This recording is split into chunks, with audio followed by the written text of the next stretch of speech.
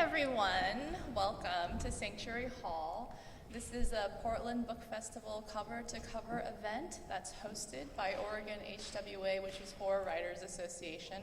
I am the secretary of that organization, the local chapter. We have Sarah, who is the chair, and Nathan, who basically did everything. I contacted him. Yes, please. He's awesome. I contacted him maybe a month ago, and I said, I have this idea, and he's like, what, I'm busy. And I said, okay, I'll put your name down anyway. And, he's been great. He organized so much of this, and this is going to be such a delightful experience. You saw some of our rehearsals, our practices, so you know that there's going to be stories told, but also beautiful music provided by our talented local performers. So I'm really excited to share that with you all. I did want to note that the performance area will be recorded, so if you do not want to be on camera, do not rush the stage. If you want to be in camera, you can rush the stage, but that will cause other problems beyond recording. And I'm going to read this little statement that we read at all of our cover-to-cover events. Hello, everyone, and welcome. Thank you for coming out to attend this event, which is an official part of the Literary Arts Portland Book Festival cover-to-cover program. Literary Arts is a nonprofit literary center with a mission to engage readers, support writers, and inspire the next generation with great literature. I hope you all were able to go to the Portland Book Festival yesterday. And if you didn't, go next year. And without further ado, I'm going to bring up our first group. We have Remy, Matt, and special guest, Kate. Come on up.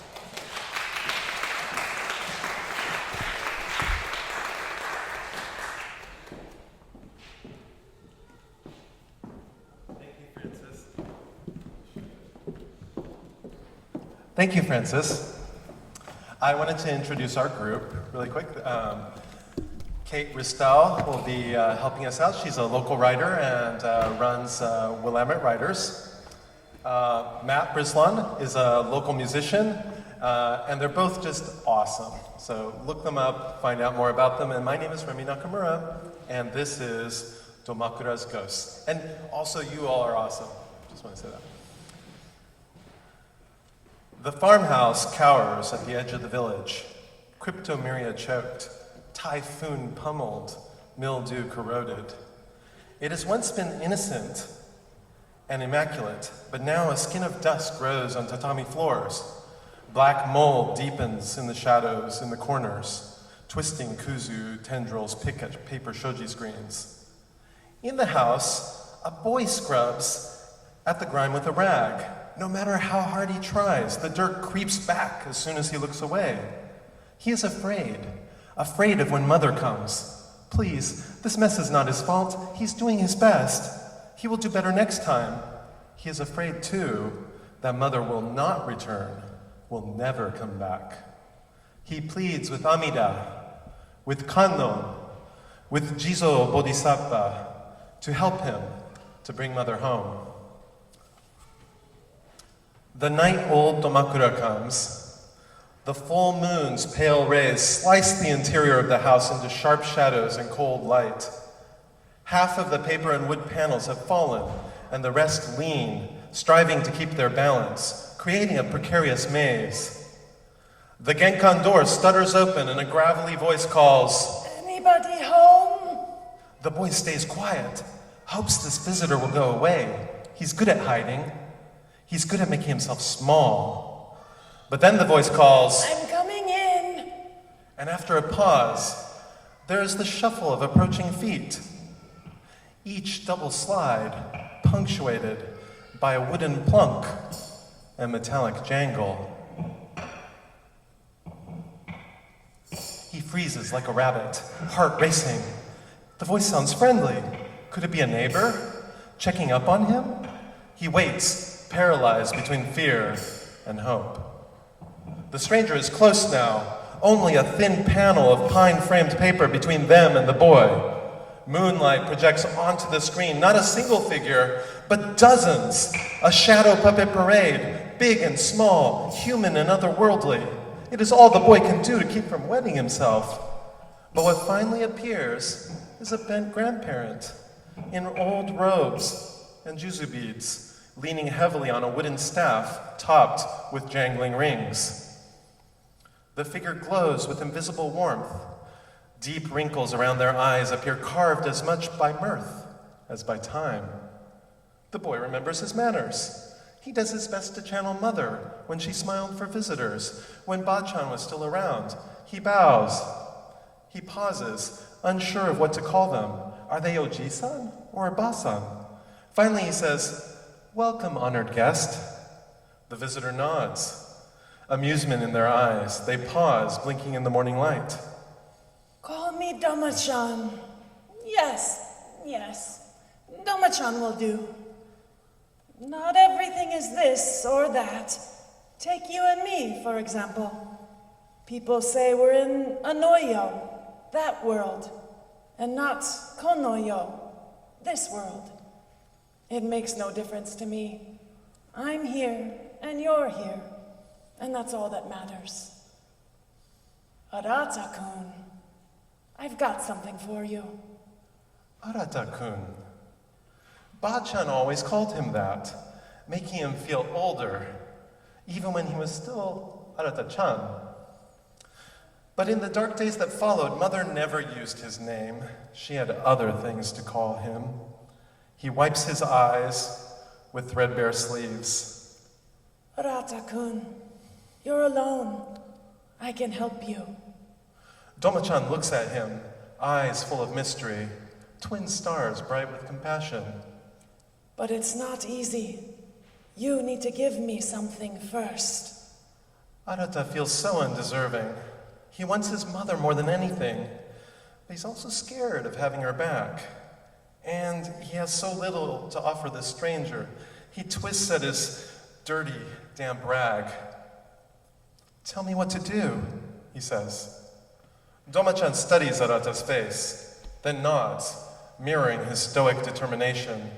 From a weathered pouch, they pull a simple wooden block and polished stick. Doma-chan holds the block in one hand and begins rhythmically tapping on it.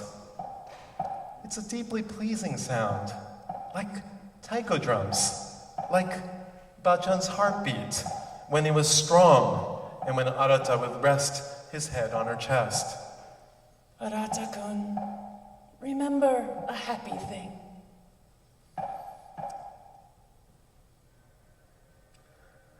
Arata kept a rhinoceros beetle as a pet. He called it Lord Takeda because of its magnificent helmet. When it pinched the boy's finger, he laughed, not because it didn't hurt, but because he liked to pretend that he was brave and wanted Lord Takeda to know that he loved the beetle, no matter how naughty it was. Lord Takeda slept in a bamboo basket and dined on bits of molding fruit that Arata scavenged. Arata also collected cicada casings. Even empty, the shells clung to tree trunks in the courtyard. The rice fields were filled with their shrill song, which rose and pulsed over the background chorus of crickets, hum of mayflies, drone of bullfrogs. He was even fond of the honeybees that moved between the hanging wisteria blossoms. He dared himself to pet, ever so softly, to touch their furry bodies. But the bug that flew at him now was different. It was small like a bee, and it buzzed like a bee, but it was sharp like a knife, shiny like lacquer, thin-waisted like his mother. Unlike the bees, its movements were angry and threatening. He sprung up from the clover, ran toward the house, his wails rising above the cicada cries, but the door was already sliding shut. In a panic, he grabbed at the frame, but it wouldn't budge. The storm doors get stuck sometimes, warped panels caught on weathered grooves. But this time, Mother dropped a stick in place on the other side, turning the door into a wall. The stinging insect hovered over him, dove repeatedly at him. His heart beat so fast he could barely breathe, but he yelled between gasps, "Mother, Mother, let me in, let me in!" He heard another door sliding shut, He chased after it, but too late. The sticks dropped into place with a clack, one after the other, until he was shut out with the hornet, and his mother was trapped within.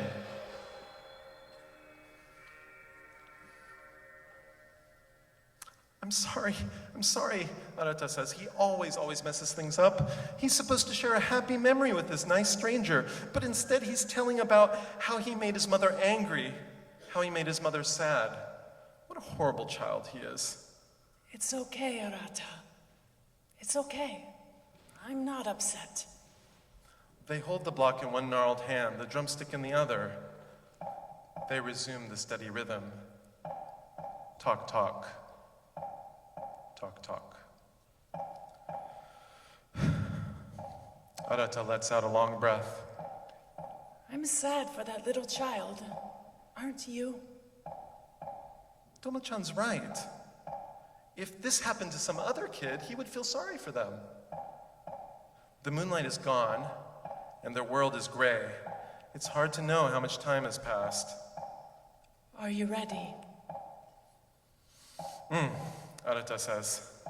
This time, he thinks of his past self as someone else, as another child.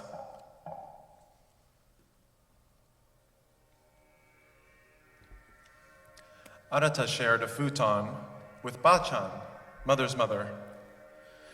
Ba-chan had come to smell like medicine and bitter things, but her hugs were still long and warm. But then one morning, he woke to the smell of pee. Ba-chan had wet the bedding, was drooling. Half of her face was frozen like some kind of scary no mask. Ba-chan stopped talking and smiling. Mother also stopped talking and stopped smiling. Mother tended to Ba-chan and moved the boy to the smaller, darker room up the steep stairs. One morning, Ba-chan did not wake up.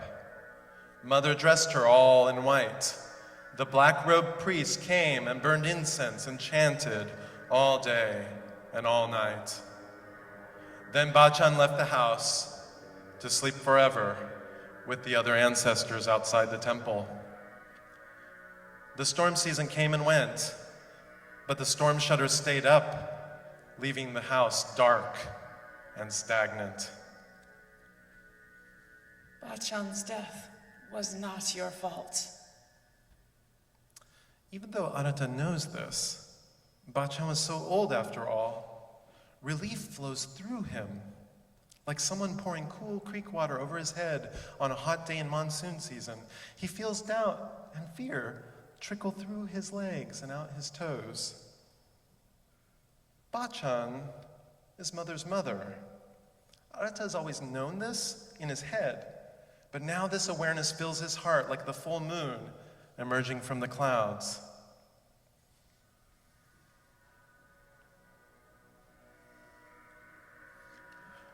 The skeletal trees were bare, and cold rain hammered against the house. Ba-chan was gone. Wan evening light glowed around Mother's silhouette. Her hair hung limp. She looked like a ghost, disheveled, complexion pale. He was scared and hungry. He cried. She didn't respond. He cried again. Still nothing. It was like he was a ghost too, invisible. He shouted and instantly regretted it. Her face remained impassive, but she pushed him out the open door. He fell from the veranda to the ground. She looked shocked, but when he started crying again, she shut the door. He shouldn't have cried. In the cold, damp dark, he began shivering so hard, his teeth chattered. The neighbor's dog had a shelter. The wise old dog was surprised to find the boy in its house, but didn't chase him out.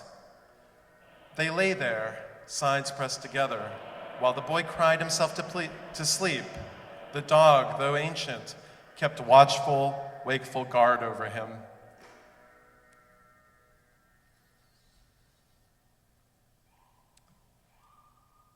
The stars cast a faint glimmer across the fresh snow. When did it turn to winter? How long have they been sitting here? Arata and his guest are like pale spirits, silhouettes cutting dark shapes into the surrounding darkness. Domachan's block has gone silent, replaced with the rhythm of their synchronized breathing. Though his is shaky, and Domachan's is barely perceptible, a light breeze through bare branches.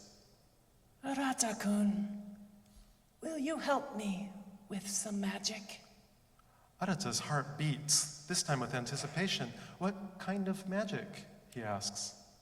You know some things now that Arata-chan doesn't. What if you share your new wisdom with him? Arata's not sure what this means, but nods anyway. The talk-talk rhythm starts again, and the magic begins.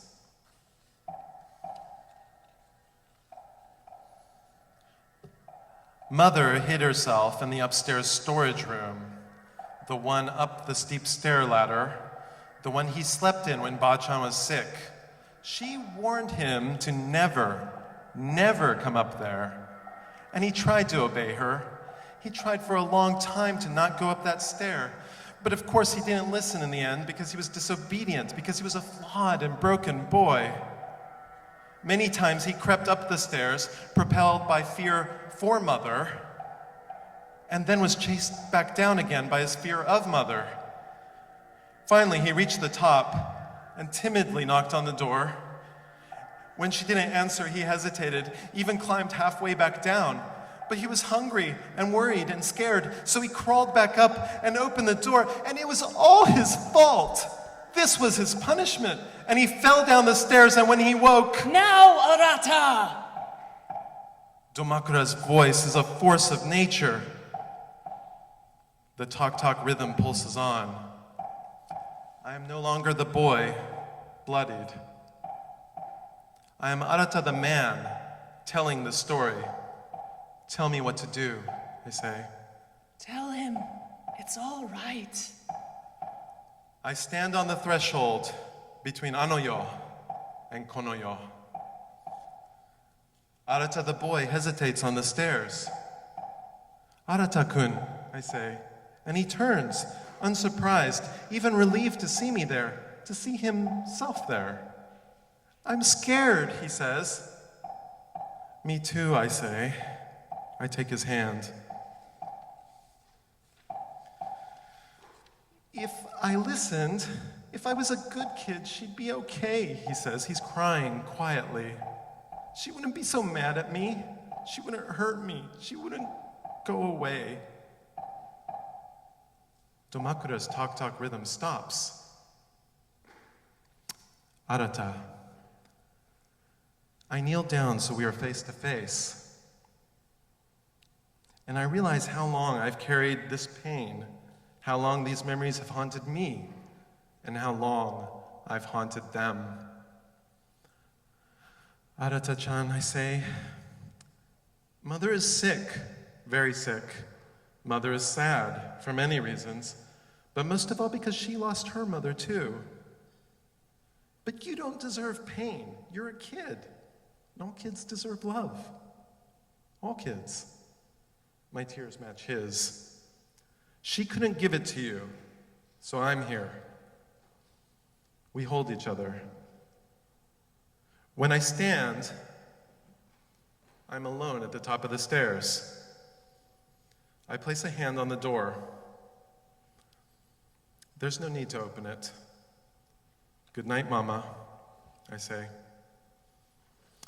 I open the storm doors, the ones not fastened down by kuzu vines and twisting wisteria branches, and let the growing morning light exorcise the darkness.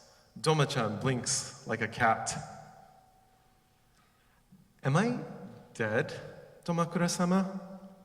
I'm a little older and wiser now, and I know them better, so I use the full honorific. What does it matter? There are living ghosts as well as dead, and some in between. What's more important is that there's work to do. Will you join us? Domakura-san opens their arms. In their embrace, It is as if I step through a door and I realize that I have a choice between peaceful rest or eternal work. I choose the work. A crowd of the once haunted, the now healing, the almost whole welcomes me. Wistful smiles on 100 faces. There's compassion and purpose in them. There are so many who haunt, so many who are haunted. And who better to help them than Domakura's ghosts? Thank you.